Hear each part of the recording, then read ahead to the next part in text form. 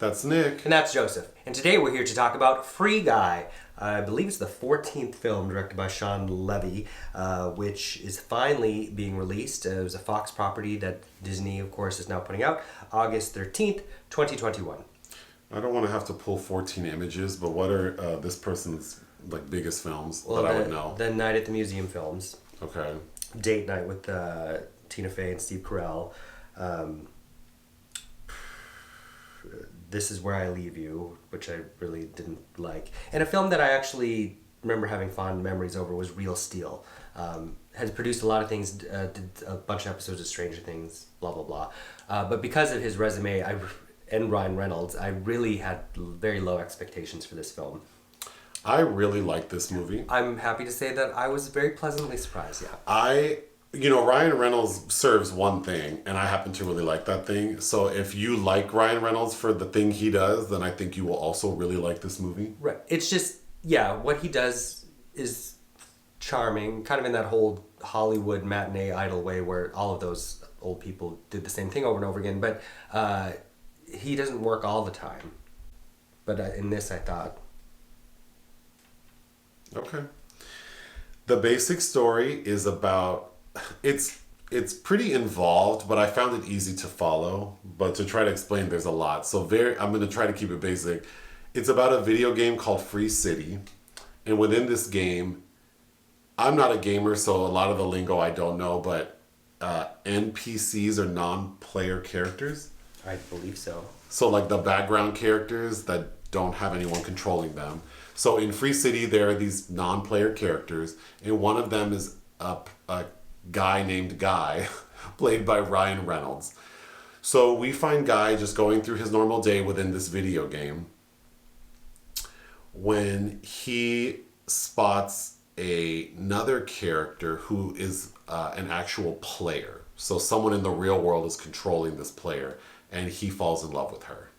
Molotov Girl. Throughout the process of him trying to connect with her, we're told that characters in the game who wear glasses, like sunglasses, are the cooler characters. Ultimately, we find out that the characters wearing glasses are players. So very different from a character like Guy. Guy ends up putting on glasses and realizes that there's an entirely different world to what he had understood. Okay. The game was created by a character named... McKeys and Millie. Antwan. Antwan, who's played by Taika Waititi. Taika Waititi. He's an awful person. This big video game person, super rich. Okay, so he created Free City. There are two other characters, Millie and Keys. Millie's played by... Jodie Comer. And Keys... Joe Keery. Okay, Keys works for Antwan, so he works on Free City. But before that, he and Millie designed a game called Life Itself. And the big thing about Life Itself is they thought that within that programming, they had developed artificial intelligence, real AI. But before they could really flesh that out, Antwan's company bought Life Itself. Okay, so then they're set up nicely. It seems like they made a nice little chunk of change, whatever. But we find out Millie is certain that Antwan is using the basis of the game she and Keys created to support Free City. And the problem with that is they're not getting credit for it and they're not getting royalties. So they should be raking in the dough if he's really using their shit.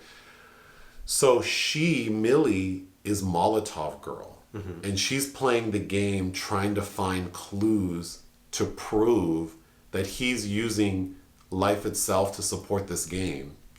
Okay, so now getting back to Guy, the character Guy is in love with Molotov Girl, so he's trying to get her attention, and she's like, listen, you're a level 1 player. You can't help me with shit. But if you can get to level 100, then maybe we can talk. So a big chunk of the middle portion of the film is Guy trying to level up. But Guy is not a violent person. So of course this game is like I don't know the lingo, but like it's a game that multiple people can play on the internet and everyone can watch it. And apparently people like watch other people play video games. So it's on YouTube and Twitch is a thing and the TikTok. I don't know what people do, but it's gone viral that this character guy is like leveling up without being violent. Okay. He ends up helping Molotov Girl. We do prove that Antwan is like basically is using life itself to support this game. It culminates with Millie confronting Antwan. Mm-hmm. And instead of her saying like, call the lawyers, I want all my money, she says, I just want you to give us credit. I want our game back. And I don't want you to destroy Free City because all of these characters will die. And to her, they're alive because the AI is working. Right. And the clicking time bomb of the film is he is about to unleash Free City 2. And when that happens, it'll wipe out Free City. Yeah. Right. So, which seems like a bum deal, but they agree. Free City 2 is a dud. And I was a little confused because we see news footage of Antwan. It looks like he's being arrested, and it says that this like software developer is like embroiled in controversy, but it doesn't really explain if there's like criminal shit going on. But Millie and Keys are back together with Life Itself. They've released it, and it's becoming a hit. Okay, another plot line is the AI they developed. The way it worked, apparently, like, these characters, something needs to be the catalyst for the character sort of, like, developing its own personality. So for this algorithm that Guy has, it's designed after Keys, and he designed it after his love for Millie. And Millie's clueless that Keys is in love with her, but he is, and he designed it that way. Also, one particular thing that's throughout the trailer for this movie and throughout the movie itself is the Mariah Carey song Fantasy. Mm-hmm. And the thing that makes Guy originally connect with Molotov Girl is she is singing the lyrics to Fantasy. So we hear Fantasy like 5 times in the movie. Yes. But that's the end. Yeah, I thought it was funny. I thought it was charming. Mm-hmm. I would definitely watch this movie again. I was just very surprised at how kind of laid back and easygoing, and it's not trying too hard, even though it's, got some very deep divey, dare I say, nerdy concepts going on with the video games behind it. But yeah, I mean, I've been seeing this preview for a year and a half now, and yeah, I'm surprised that I liked it. All the notes I took at the screening I lost, so I don't have much else to say. Go ahead. It kind of gave me that vibe of The Truman Show a little bit, how you feel for Jim Carrey's character in that, for Ryan Reynolds. Sure. But then it does do a good job of switching up into kind of this love story. I did like Jodie Comer as Millie. Oh, that was my one note that I remember. I liked the actor playing Millie. Mm-hmm. When she's like in the real world with her blonde hair and her cute sweaters, I liked her. Okay. But as Molotov Girl, her outfit is frumpy as hell. Her hair is so ugly. And I just wish that they would have chosen to do something more interesting, like make her avatar within the game, like make her like a really fierce like woman of color, or or make her like a man or something, and he's attracted to man, but then really it's Millie and really it's Key. I don't know. I just think to have it be her and her look so dumpy was very unsatisfying. Yeah, it's very kind of I don't know if they were trying to do a Mary Elizabeth Winstead, Scott Pilgrim versus the World look with her, but yeah, it is interesting that she didn't pick a completely different avatar, because she also knows that Antwan and Joe Keery at Keys will recognize her if they have. That's the other thing. I was so confused because they show who's Keys' co-worker? Mouser, played by Utkarsh Ambudkar. So Keys works in like the complaint department. He's resisting being a programmer for some reason, which is not really explained why he doesn't want a promotion. And then the other guy is like works with Keys as like, I think his boss maybe. That's explained that he doesn't believe in himself, Keys.